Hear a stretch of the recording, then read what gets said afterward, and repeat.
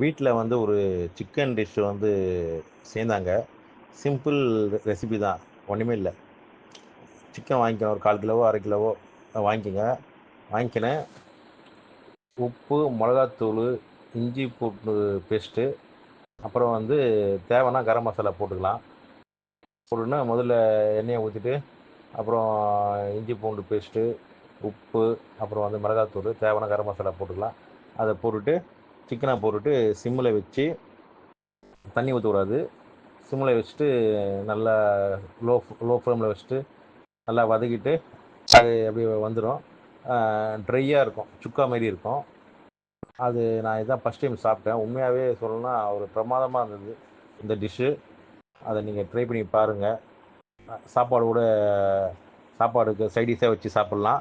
இல்லை சாப்பாடுலேயே வந்து பெரட்டி சாப்பிட்லாம். இட்லிக்கும் வச்சுக்கலாம். நல்ல ஒரு டேஸ்ட்டாக இருந்தது. எனக்கு ஒரு சொன்னாங்க, அது வீட்டில் ட்ரை பண்ணி பார்த்தோம். சிம்பிள் தான். எண்ணெயை ஊற்றிட்டு உப்பு, மிளகாத்தூள், இஞ்சி பூண்டு பேஸ்ட்டு, அப்புறம் வந்து தேவைன்னா கரம் மசாலா போட்டுக்கலாம். இல்லை போடாம கூட விட்டுடலாம். போட்டுட்டு தண்ணி ஊற்றாமல் சிக்கனை போட்டு லோ ஃப்ளேமில் போட்டு நல்லா சுக்கா மாதிரி இது பண்ணி சாப்பிட்டா டேஸ்ட் வேறு லெவலு. இது ஆல்ரெடி இந்த யூடியூப்பில் போட்டிருப்பாங்களா என்னன்னு தெரில.